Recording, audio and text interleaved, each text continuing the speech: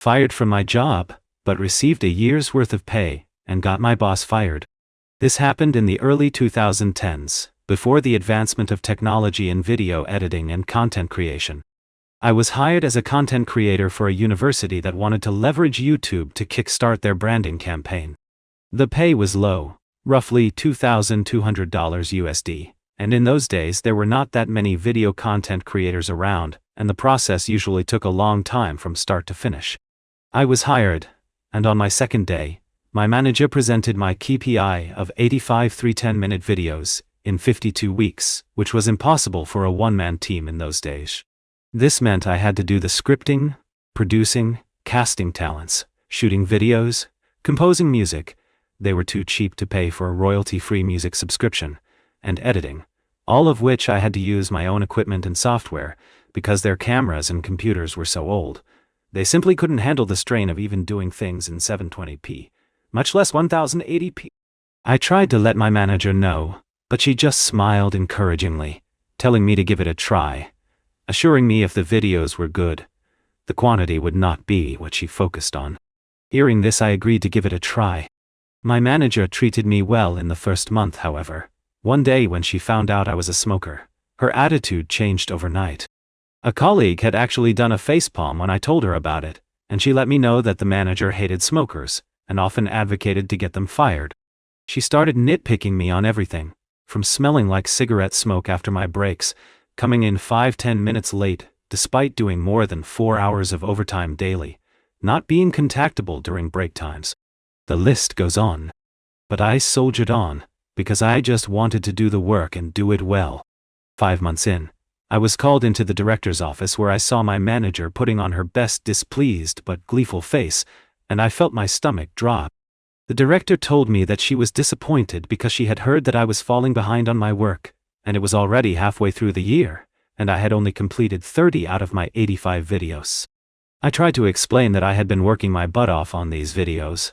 I literally worked 6 days out of the week, over 60 hours just to do what needed to be done, and that being a one-man army made things impossible, and also the fact that the videos I had put up grossed the highest views ever on their YouTube page. I also recounted how my manager said that she was looking for quality videos over quantity.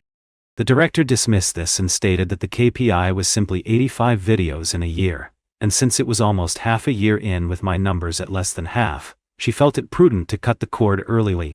I asked, how would they even meet the KPI if they were to fire me now? My manager had snorted, saying, "We'll find a professional production house to finish your work."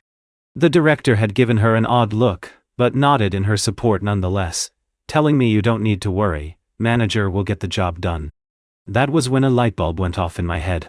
Seeing as I was the content professional in the office, one of my jobs was to keep a database of production houses to use in the event we needed to do a shoot that required more resources, and I was sure that they would be using the production houses in my database, as my manager had no contacts in the production industry.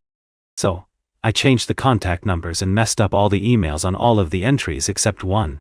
The one, I had a friend working as a junior director, not an assistant director, but a director assigned to smaller video projects. I gave him a call and told him of my plan, and sure enough, within 2 days, they were called to come in to pitch. I told him that I had a plan that was a win-win for us. It would instantly help him, and put him on the fast track to a director position, by bringing in that much business to his production house, and it would also benefit me financially.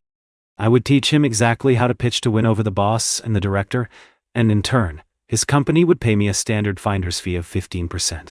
He agreed instantly, and immediately put me on the line with his general manager, who, upon realizing this was to be 6 months of work for a high 6-digit payout, instantly agreed and drew up a contract.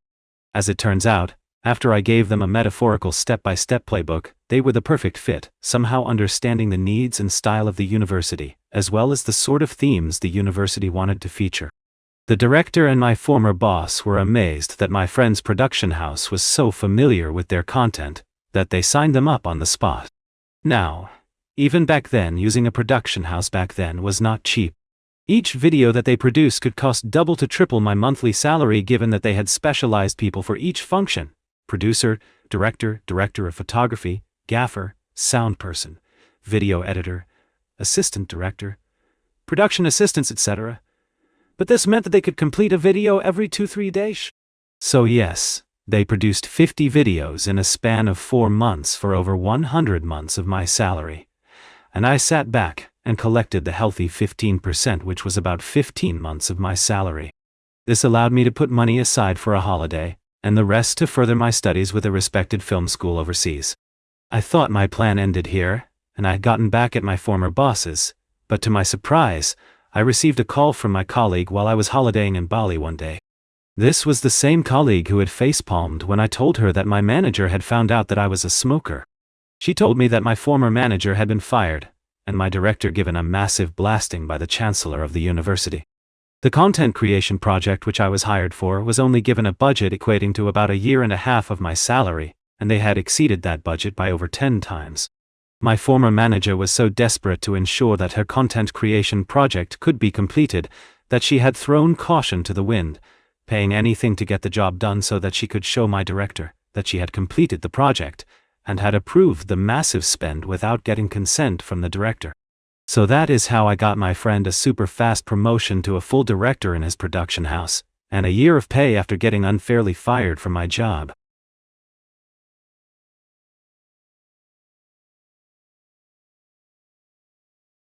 Thank you for watching.